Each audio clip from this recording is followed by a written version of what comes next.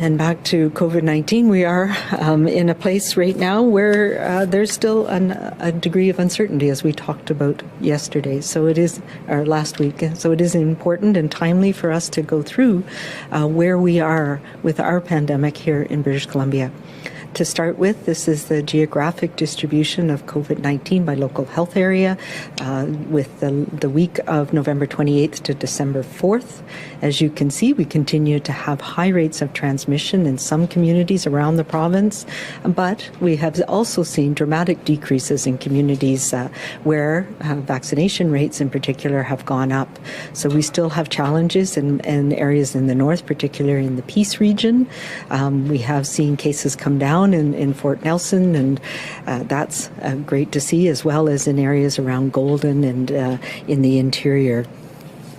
This is the cumulative case rate over since the start of the pandemic, and we can see that there are no parts of the province that have escaped this virus, and that is what we are seeing now, that the virus is in our community and that we are learning the important things that we can do to protect ourselves from illness, protect ourselves from transmission, and particularly to protect ourselves and our communities from severe illness and hospitalization. And one of the most important tool that we have now, and if we reflect on it, it's been a year since our very first vaccination clinic, which was on December 15th last year. And in that year, we've immunized close to 9 million doses of vaccine have been delivered across the province. We see now that across the province, our rates of first dose of COVID vaccine are above 70% and actually closer to 80% across the province now for the first time. So that's great news.